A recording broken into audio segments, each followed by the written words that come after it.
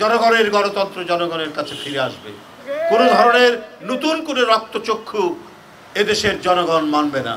15 বছর যারা সংগ্রাম করেছে, আন্দোলন করেছে, এত ত্যাগ স্বীকার করেছে, এত রক্ত ঝরিয়েছে, শুধুমাত্র একটা অবাধ সুষ্ঠু নির্বাচন, শুধুমাত্র গণতন্ত্রের যে মানুষের মৌলিক অধিকার সেগুলো ফিরে আসুক, তার জন্য এত লড়াই সংগ্রাম।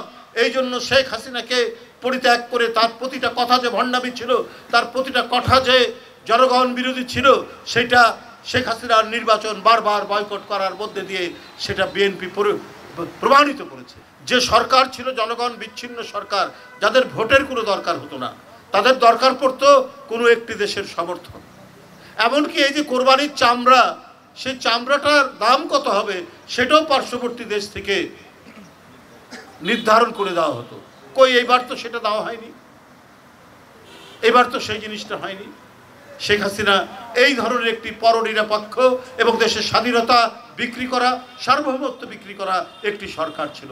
আমরা সেখান থেকে ক্রমান্বয়ে গণতন্ত্রের পথে হাঁটব, একটি উন্নত শক্তিশালী গণতন্ত্র এবং আমাদের প্রিয় স্বাধীনতা এবং সার্বভৌমত্বকে আমরা সবল করব, শক্তিশালী করব আমাদের দেশের দিকে, আমাদের জনগণের দিকে এবং আমাদের চর্চিত গণতন্ত্রের দিকে কেউ যেন লাল চোখ দিয়ে দেখতে না পারে।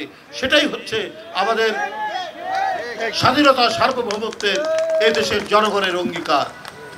71 সালে 30 লক্ষ লোক যদি জীবন দিতে পারে এবং জুলাই আগস্টে এই মাসুম বাচ্চারা, এই শ্রমিক রিকশাওয়ালারা যদি অকাতরে জীবন দিতে পারে, আমাদের সত্যিকারের সেই বহুদলীয় গণতন্ত্র ফিরে আসবে, যেটি এই দেশবাসীকে নতুনভাবে দিয়েছিলেন শহীদ রাষ্ট্রপতি জিয়াউর রহমান।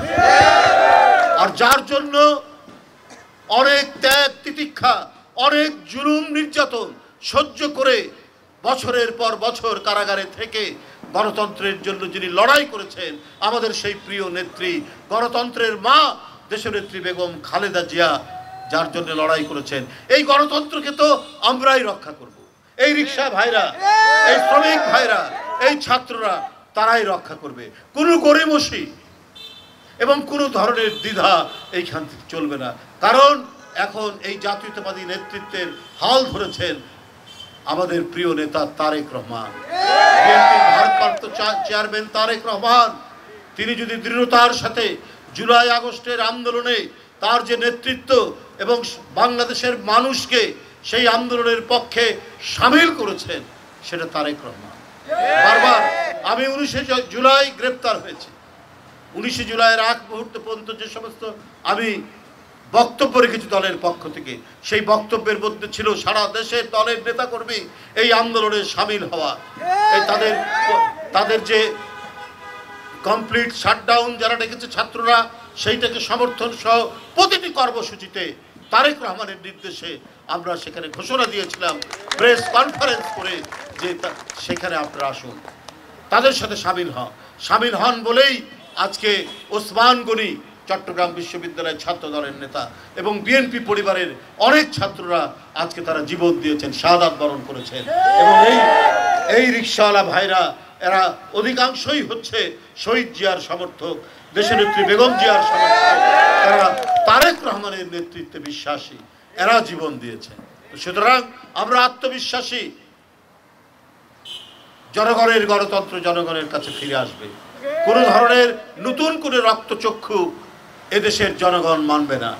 ডিসেম্বরের মধ্যেই নির্বাচন নিশ্চিত করুন, কারণ ডিসেম্বরে শীতকাল থাকে, মানুষ অবলীলায় নির্বিঘ্নে ভোট কেন্দ্রে যেতে পারে, নির্বিঘ্নে ভোট দিতে পারে এবং এই সময় সমস্ত পরীক্ষা শেষ হয়ে যায়, একটা স্বস্তি থাকে। সুতরাং এটাই হচ্ছে উপযুক্ত সময়, এই সময়ের মধ্যে নির্বাচনের ব্যবস্থা করুন। এটা যদি করতে পারেন, জনসমর্থিত হবে। অন্তর্বর্তীকালীন সরকার যে কোনো দিকে ঝুঁকে পড়ে না, কোনো দিকে হেরে পড়ে না, সেইটা প্রমাণ হবে।